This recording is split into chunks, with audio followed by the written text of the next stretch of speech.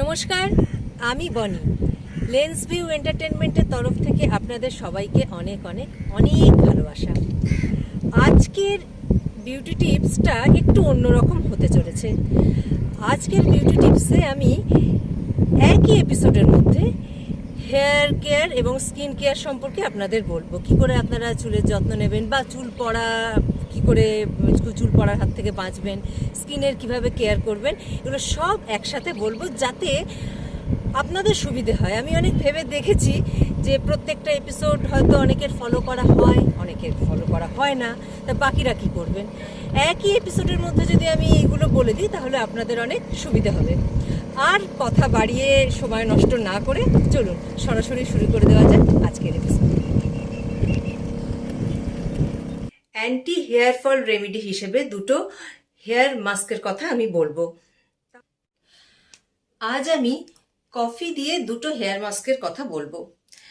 চলে যাচ্ছি প্রথম হেয়ার মাস্কের কথায়। এই হেয়ার মাস্কটি তৈরি করতে লাগবে একটু কফি আর 1/4 ভাগ নারকোল তেল। নারকোল তেল এবং কফি দুটোই অর্গ্যানিক হলে ভালো হয়, না হলে নর্মাল যেগুলো আপনারা ইউজ করেন সেগুলোই ইউজ করতে পারেন।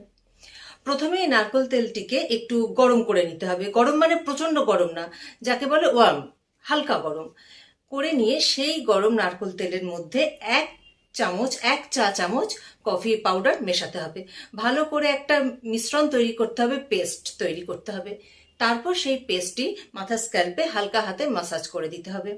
মাসাজ করার পর 15 মিনিট ওয়েট করবেন। তারপর কোনো মাইল্ড শ্যাম্পু দিয়ে মাথা ওয়াশ করে ফেলবেন।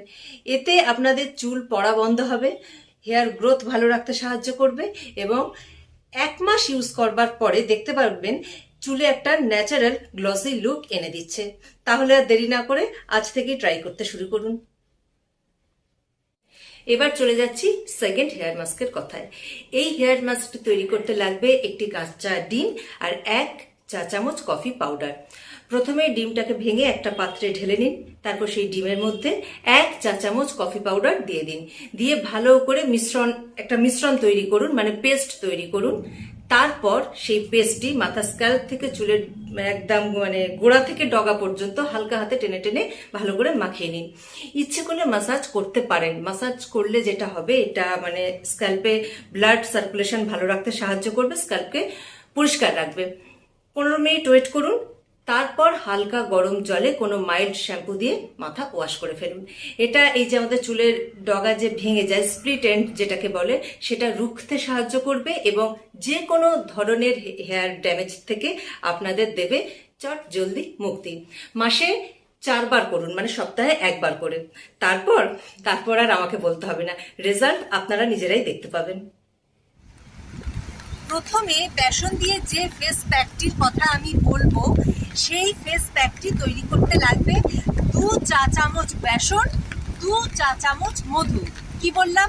2 চা চামচ বেসন, 2 চা চামচ মধু। আর এই মধুটা অর্গ্যানিক হলে সবসময় ভালো হয়, আমি সেটা প্রেফার করি।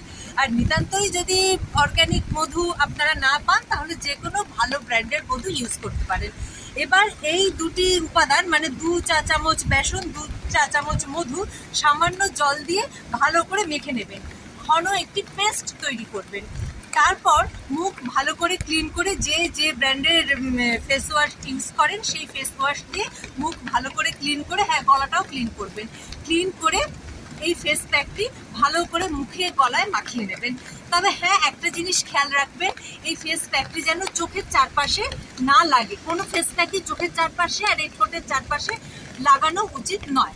এইবার ফেস প্যাকটি মাখা হয়ে গেলে 15 থেকে 20 মিনিট ওয়েট করুন। হালকা শুকিয়ে এলে পরিষ্কার ঠান্ডা জলে মুখ গলা ক্লিন করে নিন। যদি প্রয়োজন মনে করেন অল্প ময়শ্চারাইজার ইউজ করতে পারেন।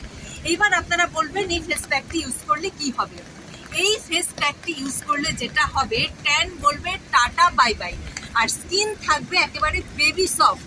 আর আমাদের স্কিনে যে পোর্স থাকে সেই পোর্সগুলো ক্লিন করতে এই ফেস প্যাকটির জুড়ি মেলা ভার। আর রেগুলার, আমি আগেও বলেছি, রেগুলার আমরা যারা কাজে বের হই একটা ট্যানের সমস্যা তো সবসময় থাকে।